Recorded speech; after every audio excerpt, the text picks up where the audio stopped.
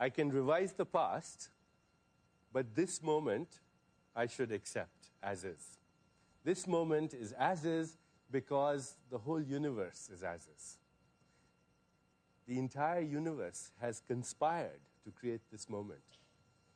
And therefore, this moment is precious. And if I have my attention on this moment, I'm literally in the presence of that total mind that is orchestrating the infinity of the universe. It also means, therefore, that if things are not going my way right now, then I just let go of my idea of how they should be, because the universe has plans even bigger than I imagined for me. I surrender to this moment. In surrendering to this moment, I accept things, situations, people, circumstances as they are, not as I wished they were. I can still create the future, of course. The second principle that allows for that is responsibility. Responsibility without guilt, responsibility without shame. The word responsibility, in fact, means the ability to have a response. And the more creative your responses are to every challenge in your life, the more responsible you are. Every moment of our lives, there are certain things that people label as problems, when in fact they are opportunities and challenges for growth and evolution, and actually even for material benefit.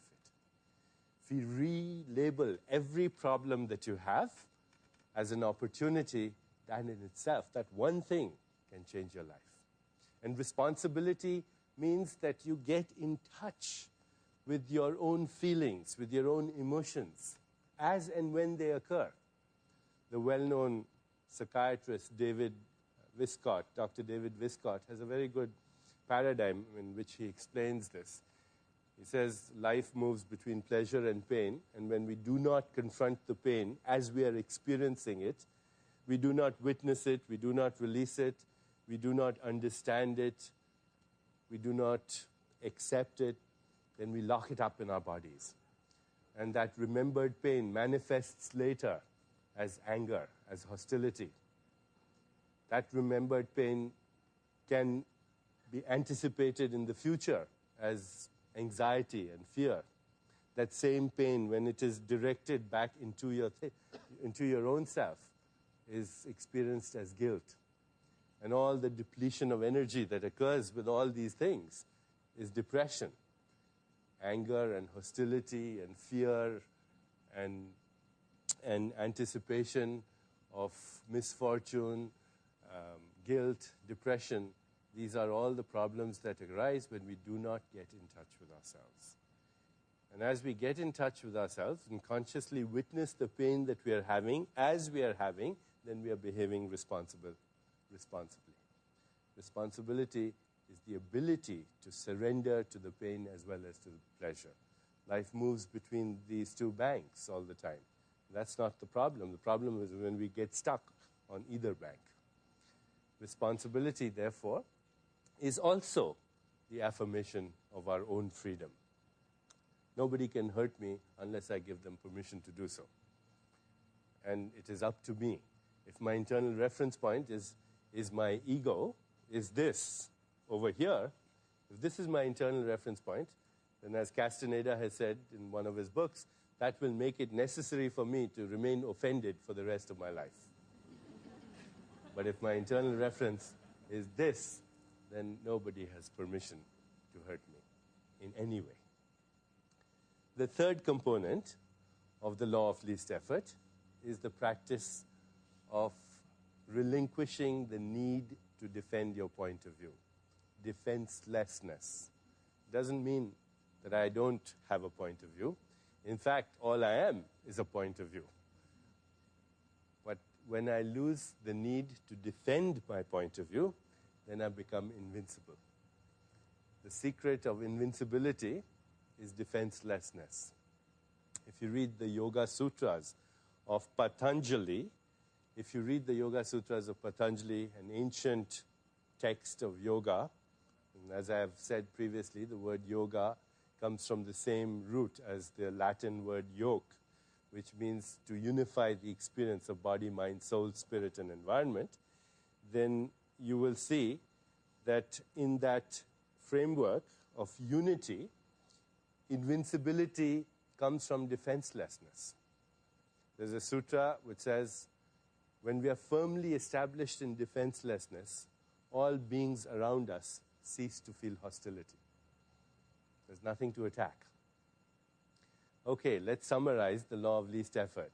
The law of least effort says that everything in nature is happening easily, spontaneously, frictionlessly, joyfully, with carefreeness, with ease, with laughter. And if we want to align ourselves with that intelligence, then we practice acceptance. Having accepted things as they are, we practice responsibility for my situation and those events that I see as problems. Today, my awareness will remain established in acceptance, responsibility, and defenselessness. Let's move on to the next law. The next law is the law of intention and desire. Desire is the mechanics of creation. Let me read to you something from an ancient text about this law of intention and desire. And this is from the Hymn of Creation in the Rig Veda, one of the most ancient texts known to the human mind. It says, in the beginning there was desire, which was the first seed of mind. Sages, having meditated in their hearts, have discovered by their wisdom the connection of the existent with the non-existent. So desire is the connection between the existent and the non-existent. And yet, of course, we have been influenced by various people throughout our lives who have said desire is a bad thing.